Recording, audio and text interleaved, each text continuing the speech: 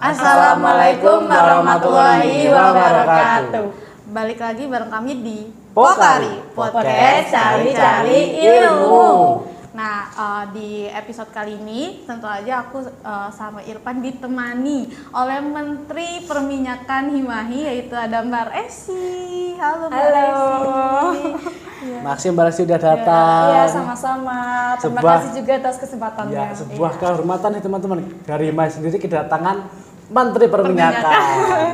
Karena bukan Menteri Perminyakan yang abal-abal ya. Teman-teman pasti juga bertanya nih, kok di sini ada kursi kosong nih, kenapa? Nah, jadi dia ini merupakan salah satu orang yang sudah kita nanti-nantikan untuk mengisi atau menemani kita di podcast yang sekarang ini. Nah, siapa dia? Nah, guys. Ini dia. Halo Pak Rido. Halo Pak Rido. Terima kasih Pak untuk waktunya. Udah lama nggak ketemu. Nah, jadi pada kesempatan kali ini kita bakalan bahas tentang kenaikan harga minyak di Indonesia itu sendiri terutama. Ya. Nah, terkait dengan itu karena Bapak Rido ini berfokus pada bidang ekonomi, maka dia akan kami undang di sini untuk membahas tema kita hari ini. Nah, Pak Rido, kita kan udah tahu nih kemarin-kemarin itu sempat terjadi perang antara Rusia sama Ukraina. Oke. Nah, tentunya kan dari Rusia sendiri merupakan negara produsen minyak terbesar di dunia. Nah, kenapa sih kok harga minyak di Indonesia tuh bisa tinggi setelah adanya peperangan ini? Oke, jadi kalau dihubungkan dengan kondisi, jadi sekarang ada namanya perang, ada konflik ketika Rusia menyerang Ukraina. Nah, posisi Rusia itu kan berada di dua benua, antara benua Asia mayoritas, kemudian untuk ibu kota dan kota besarnya ada di benua Eropa. Nah, ketika dengan luas wilayah itu mereka punya sumber daya alam yang banyak sekali. Nah, mereka itu penghasil gandum terbesar, kemudian juga ada minyak biji bunga matahari dan lain sebagainya. Nah, ketika konflik itu terjadi, maka kan suplai dunia akan terhambat. Ketika suplai dunia akan terhambat, berarti kan terjadi kelangkaan namanya minyak biji bunga matahari dan juga gandum. Nah, itu akhirnya demand-nya meningkat. Nah, ketika demand-nya meningkat itu, harga minyak global, minyak goreng, itu kan akan diisi oleh produksi dari Indonesia dan Malaysia karena kita kan dari minyak kelapa sawit paling tinggi. Nah, kemudian ketika harganya ikut naik, dari harga itu CPO juga akan ikut naik. Nah, di situ kemudian berdampak langsung terhadap kenaikan di nasional maupun di harga internasional gitu.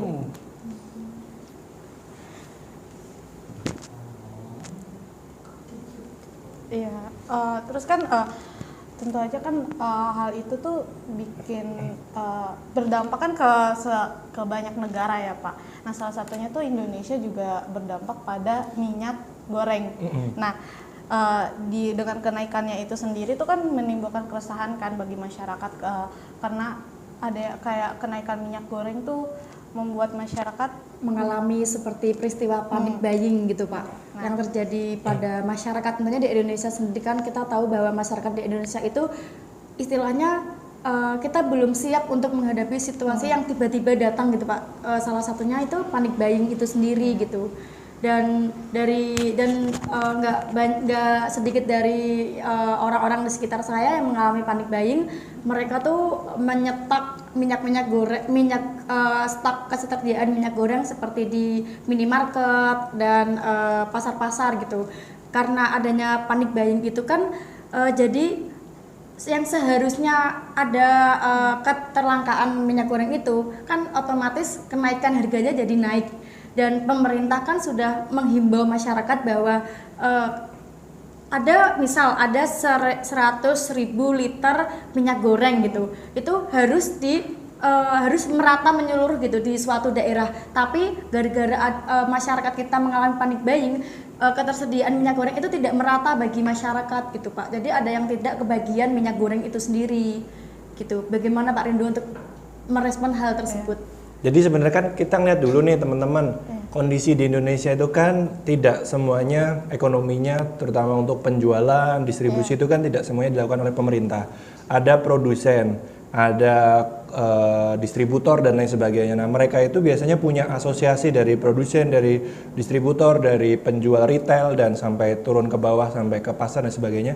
Itu mereka ada kelompoknya masing-masing. Nah, kelompok itu biasanya yang berperan penting terhadap penentuan distribusi jumlahnya, harganya dan sebagainya. Ketika tiba-tiba pemerintah melalui Kementerian Perdagangan mengeluarkan kebijakan ada pembatasan harga 1 liternya untuk curah itu 14.000, itu kemudian memberatkan karena harga di internasional sudah naik. Akhirnya harga keekonomiannya itu di angka 20 sampai 21.000. Nah, salah satu cara di bidang ekonomi untuk mempengaruhi harga agar naik adalah dari stoknya. Jadi agar harganya bisa naik, suplainya ditahan. Akhirnya terjadi kelangkaan. Dan kelangkaan nggak cuma untuk minyak goreng curah saja teman-teman, tapi juga untuk minyak goreng kemasan bermerek itu juga harganya naik drastis. Nah, itu kemudian yang membuat terjadi peningkatan harga. Jadi harus dilihat dulu dari pangkalnya. Nah, yang menjadi permasalahan sekarang adalah pemerintah itu belum mampu meyakinkan dan mengatur dari asosiasi atau kelompok-kelompok yang penjual, produsen dan distributornya ini agar punya kesamaan. Kita mau duduk di harga berapa? Jadi ketika harga keekonomian versi mereka sebagai pihak swasta dan versi pemerintah untuk mengakomodasi kebutuhan rakyat itu berapa? Jangan kemudian seolah-olah jadi fokus ke yang lain kayak misalnya sekarang Pak Luhut kemudian berfokus untuk mencari perusahaan-perusahaan dari produsen yang berkantor di negara lain. Itu kan sebenarnya agak kurang tepat karena lebih baik fokusnya adalah tentang distribusinya. Ketika distribusinya itu lancar, ketika ada kesepakatan harga, kemudian itu akan bisa memenuhi dari semua kebutuhan dari semua pihak, baik itu masyarakat harganya terjangkau, baik itu dari produsen dapat keuntungan dari distributor dan sebagainya. Gitu Mbak Resi. Oh, baik. Berarti untuk penyebaran perluasan produk itu melalui beberapa tahapan-tahapan gitu ya Pak. Termasuk tadi dari ada aktor pemerintah,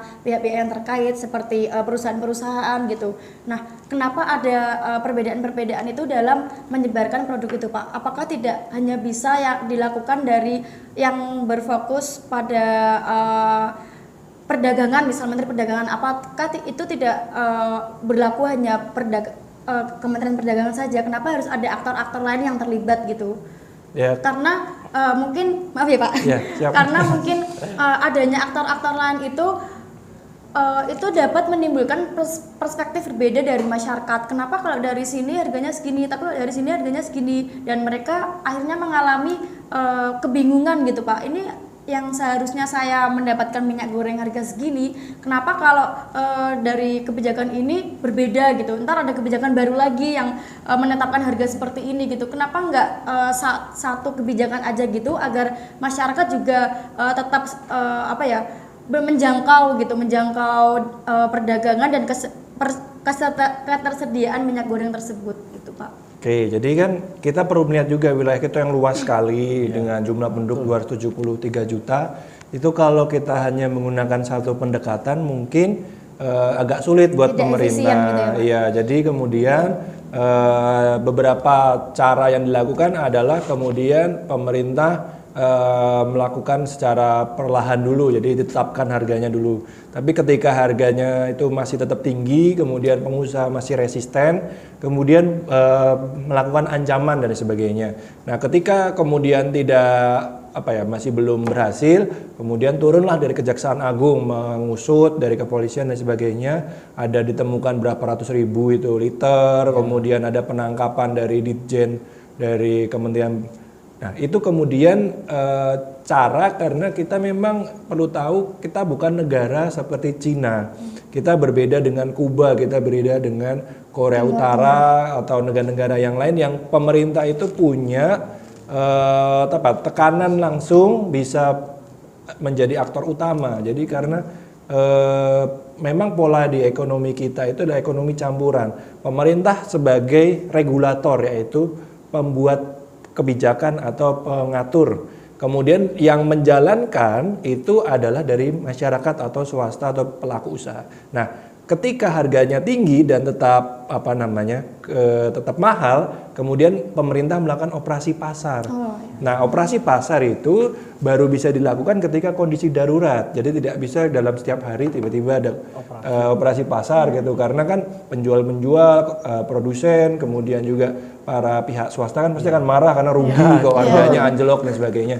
Nah, makanya di situ ada perbedaan harga, kok di sini harganya murah karena ada operasi pasar. Di sini kenapa bisa berhasil? Karena mungkin di provinsi atau di kota tertentu itu taat, ada distributornya yang mematuhi anjuran dari pemerintah. Tapi mungkin ada juga yang pengen dapat keuntungan, ya udah harga yang lama aja yang dilakuin.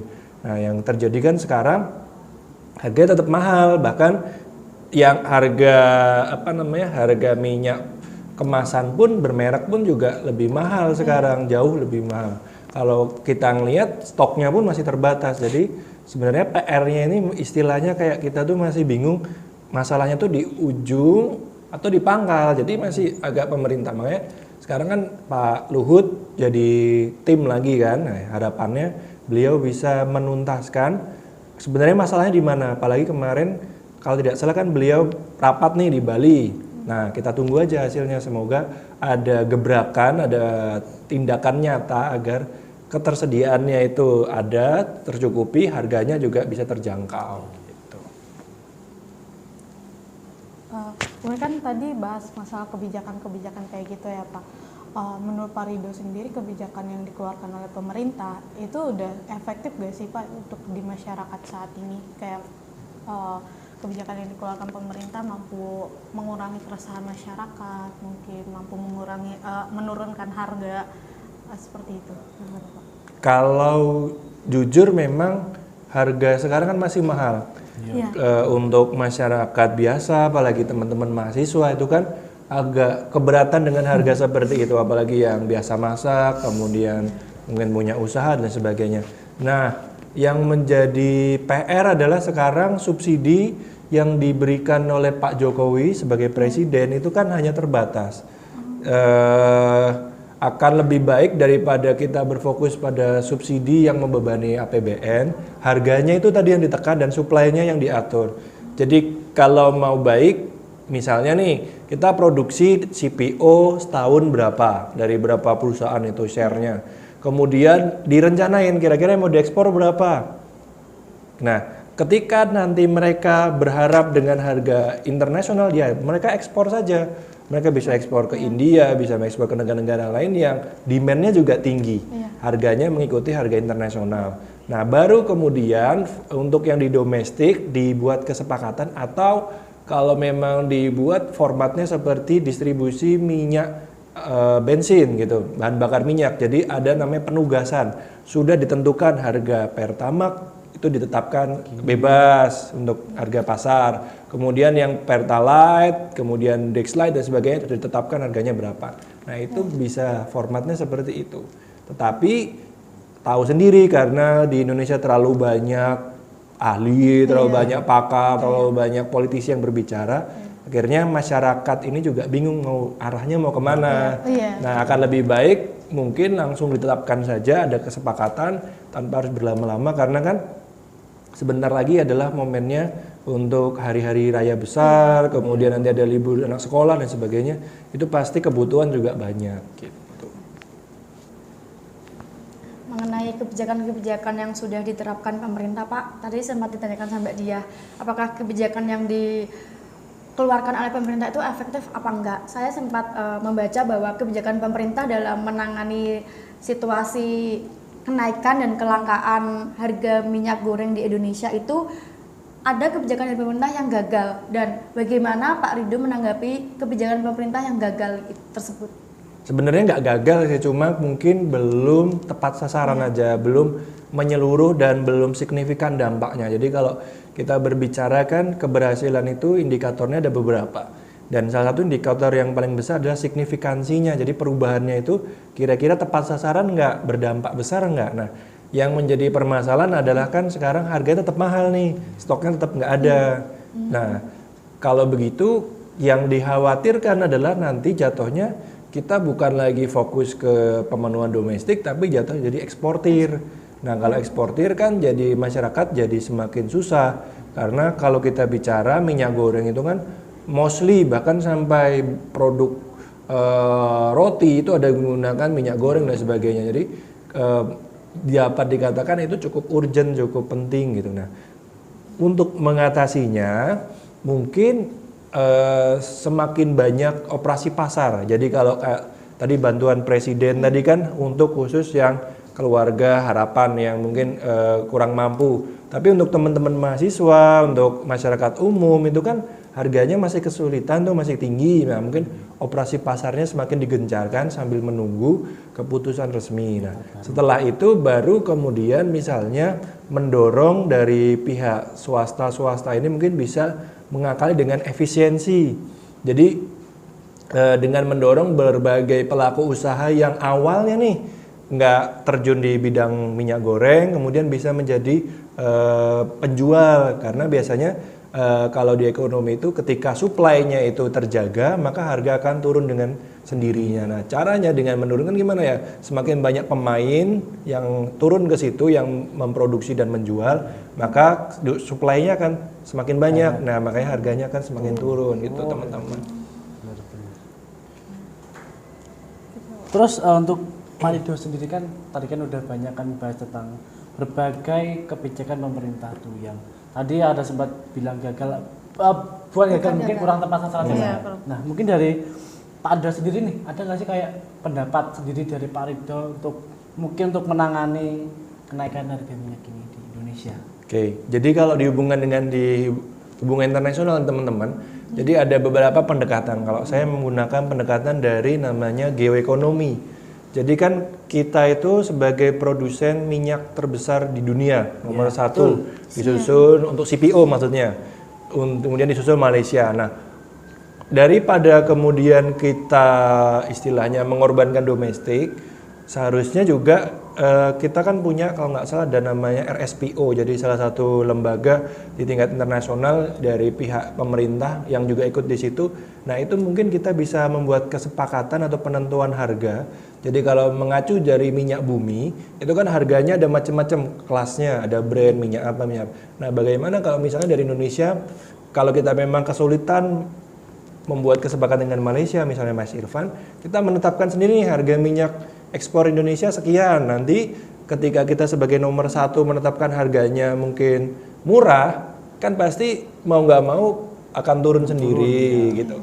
Atau yang kedua misalnya dari sisi diplomasi, kita juga bisa mengajak Malaysia dari teman-teman negara yang lain yang juga produsen minyak, baik itu CPO maupun penghasil lain yang banyak di dunia itu, kira-kira kita membuat kesepakatan nih harganya di seberapa, karena kita nggak akan tahu konflik Rusia Ukraina ini akan berakhir sampai kapan. Kemarin diprediksi cuma paling 2 minggu, kemudian sebulan, kemudian sampai sekarang belum selesai, dan kekuatannya juga masih seimbang istilahnya. Rusianya sudah mulai lelah tapi juga tidak mau mundur, Ukrainanya juga semakin banyak bantuan dari negara-negara barat.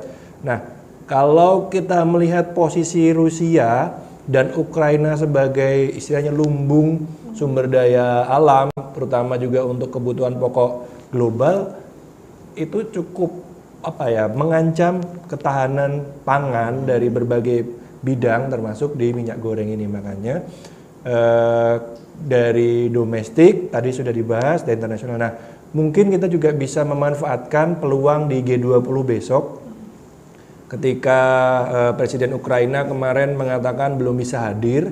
Nah, kalau misalnya nanti bisa hadir secara online, atau kemudian nanti Putin hadir di G20 yang dilakukan di Indonesia, bisa dilakukan diplomasi, misalnya pendekatan agar sebenarnya titik utamanya adalah satu, kemenangan bukan milik Rusia, kemenangan bukan milik Ukraina, tapi kemenangan adalah milik perdamaian. Jadi yang paling utama adalah berdamai dulu.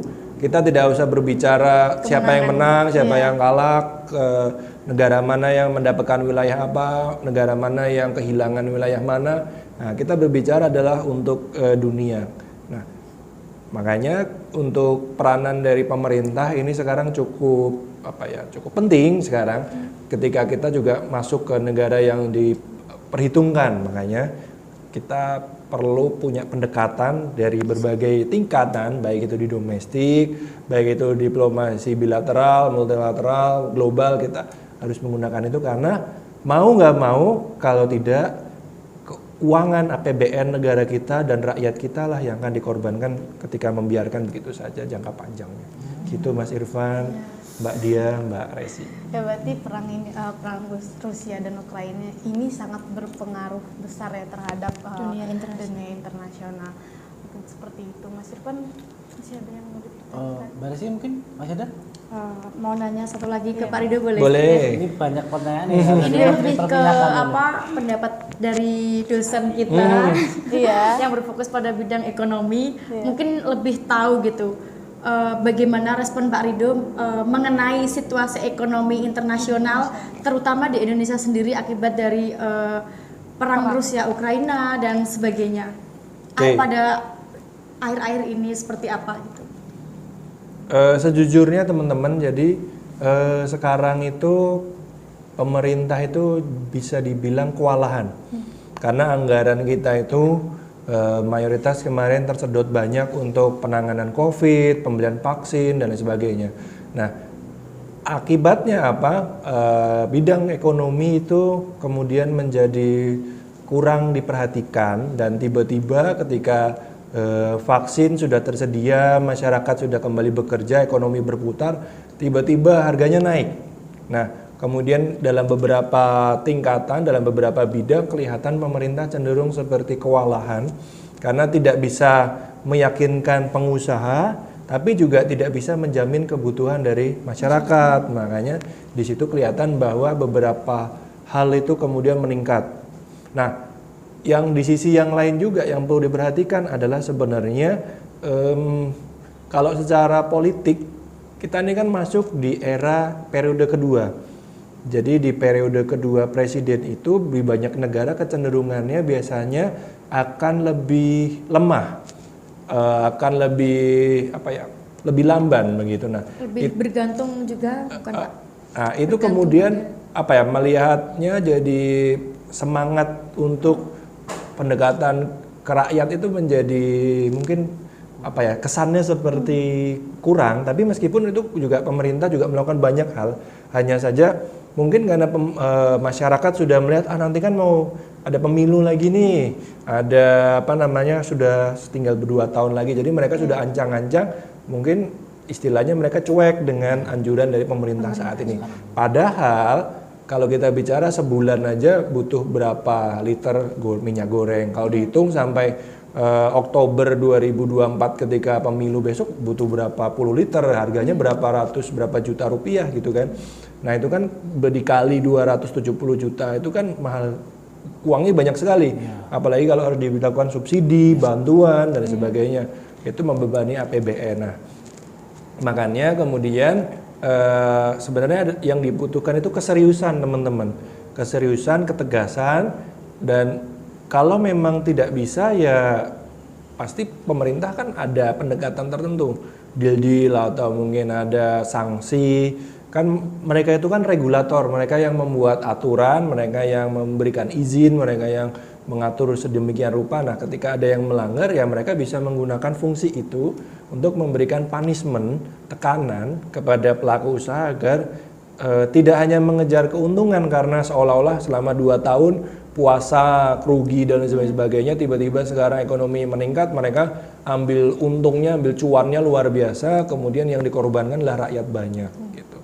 Apalagi kan kalau kita ngeliat nih dari perusahaan-perusahaan yang ada sebagai produsen, sebagai distributor dan penjual itu kan rata-rata perusahaan yang besar.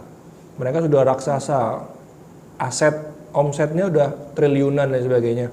Sebenarnya bisa kemudian menggunakan pendekatan misalnya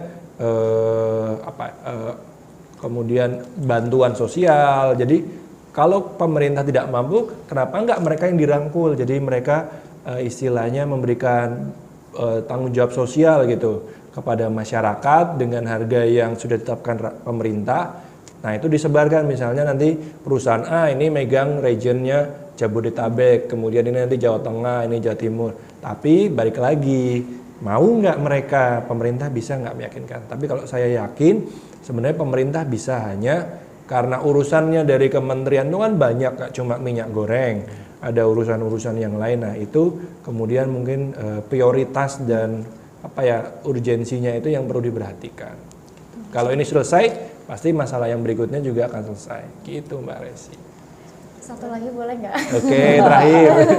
Tadi kan kita sudah membahas state to state, government to government.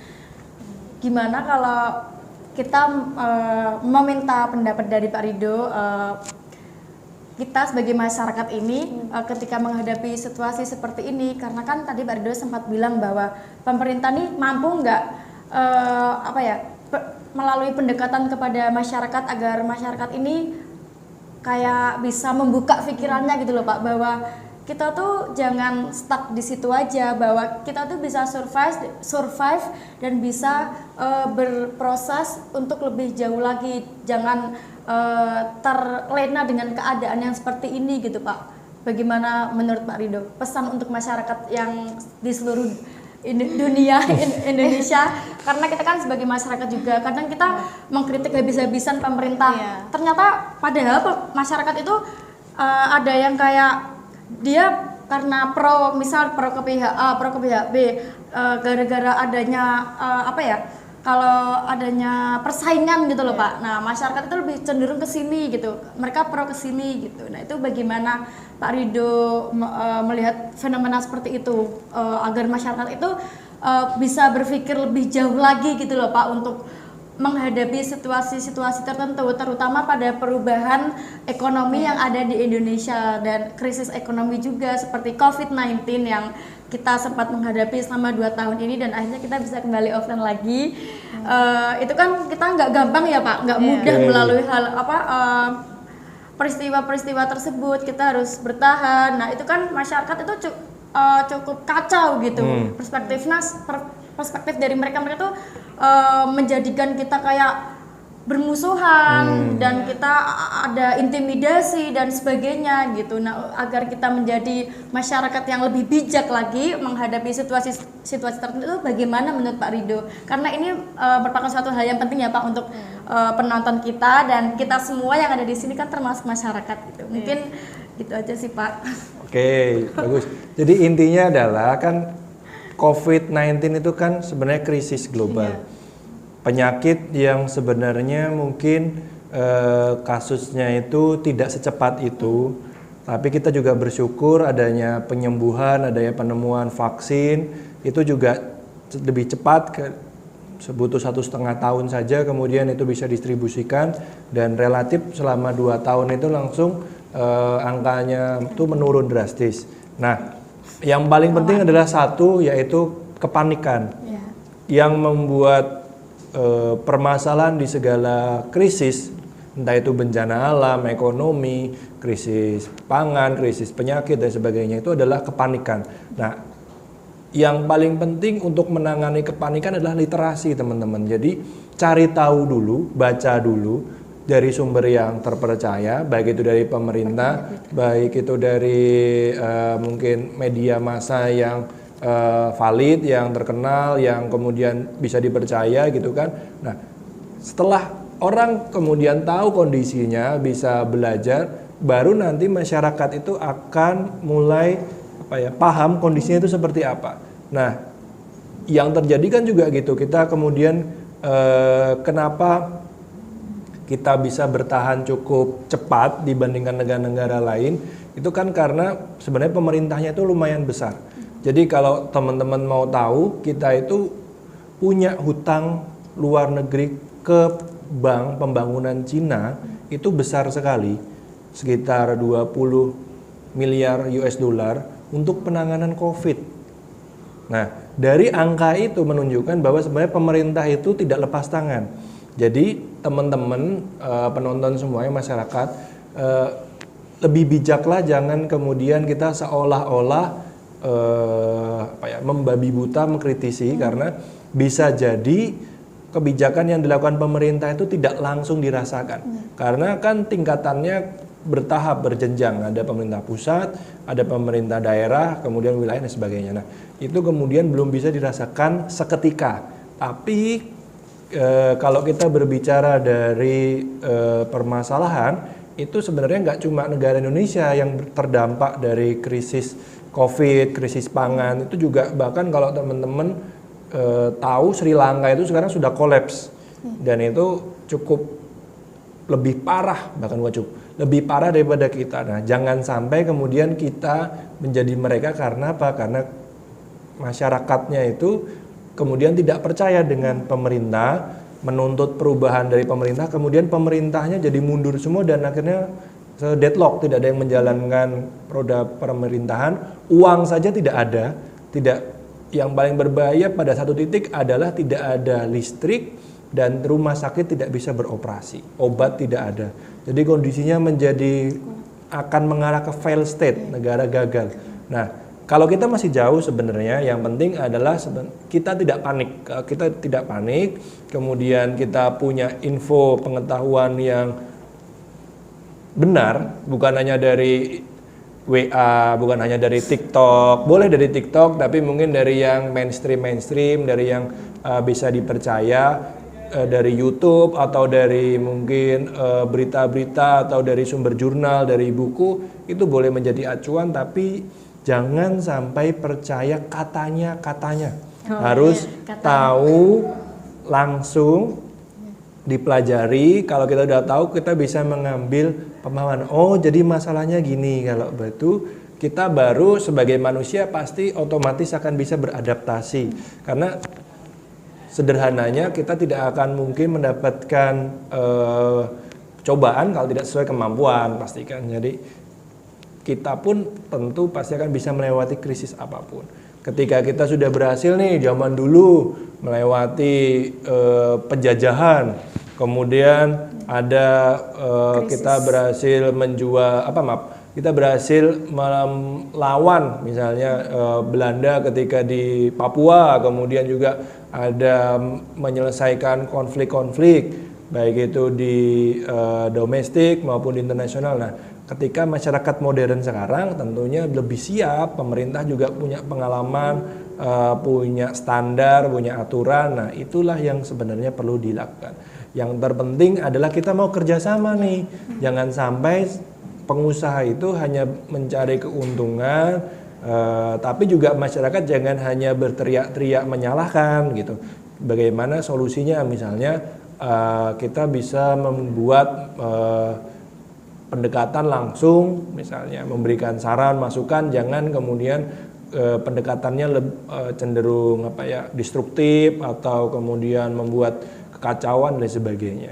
Jadi menurut saya teman-teman, apalagi buat akademisi, buat mahasiswa HI, baik itu mahasiswa UTY dan semua generasi muda milenial, yang terpenting sekarang adalah kita itu pintar dan bijak menempatkan diri. Jadi kalau kita tahu kondisinya, kita tahu, maka kita bisa tahu kita harus ngapain. Tapi kalau kita nggak tahu kondisinya, maka kita tidak akan bisa mengambil solusi. Makanya kita harus bisa menempatkan diri dulu. Setelah kita tahu posisinya, makanya kita bisa melihat langkah-langkah berikutnya. Gitu.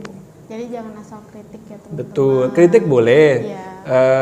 Bahkan penting kalau nggak ada kritik, dan itu tugas dari kita teman-teman, baik itu mahasiswa, akademisi, dosen, peneliti, itu harus memberikan kritik dan masukan ke pemerintah, karena pemerintah bukan dewa kan, yang bisa yang bisa sempurna, pasti mereka juga perlu masukan. Nah, disitulah kemudian kita harus bisa hidup sesuai dengan Pancasila ketiga, yaitu Persatuan Indonesia gitu. Saya jadi teringat ada salah satu dari dosen kami bernama Pak Adi, itu relate sama apa yang udah disampaikan sama Pak Rido semua, bahwa dalam suatu negara itu perlu waktu yang cukup lama dan tidak sebentar untuk mendewasakan masyarakat. Mungkin dari yang udah dijelaskan sama Pak Rido, saya mengambil kesimpulan seperti itu. Dan untuk kita sebagai manusia terus belajar, terus berproses, dan perbanyak literasi kami, sama-sama belajar, terutama buat teman-teman yang ada di sini dan dimanapun berada, jangan pernah cepat puas dalam apa yang kita dapatkan, karena kita sebagai manusia harus memperbanyak ilmu, bukan begitu Pak Rido? Betul sekali. Banyak literasi. Terus berproses dan belajar bersama-sama. Ya mungkin waktunya cukup agak lama ya Pak, maaf ya. Karena ada saya. Mungkin dari Mbak Resi ada yang mau ditanyakan lagi?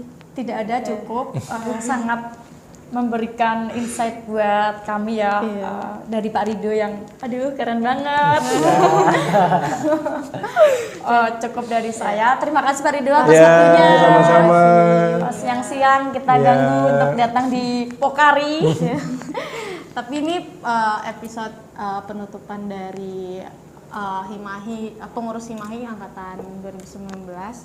Mungkin akan podcast selanjutnya akan diurus oleh pengurus selanjutnya seperti itu. Mungkin dari Mas Yusufan ada yang masih mau ditanyakan? Udah sih. Ya. Mungkin dari kami cukup sekian Pak Rido, sekali lagi terima kasih udah meluangkan waktunya. Di penutupan Makasih juga podcast. udah diundang. Terima kasih. Saya juga terima kasih udah diundang sama teman-teman. Ya, Menteri Perminyakan. Amin. Ya, mungkin sekian dari episode kali ini. Yang baiknya yang baiknya bisa diambil dan yang buruknya jangan diambil lah ya. Terima kasih untuk semuanya yang udah nonton dan udah dukung dari awal sampai episode kali ini. Terima kasih juga buat mas-mas dan mbak-mbak yang di belakang kamera Ya, gitu kan. setia. Ya, terima kasih juga untuk semua pengurus Himahi dan semua dosen HI. Wassalamualaikum warahmatullahi wabarakatuh. Waalaikumsalam warahmatullahi wabarakatuh. Bye. Yeay.